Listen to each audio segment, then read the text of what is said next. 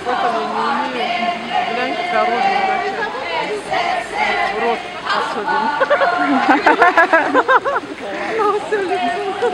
Ты не врач. Я спрашиваю, а у меня чувства ритма нет. Я бы сказала, они есть огромные, у меня возможности нет. Поднимайте, идите.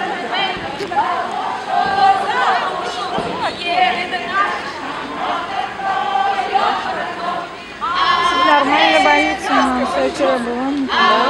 Бесплатно. Баги, да? Бедный, он еле передвигается.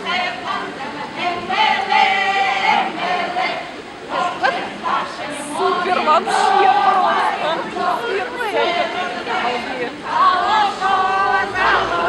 Молодцы.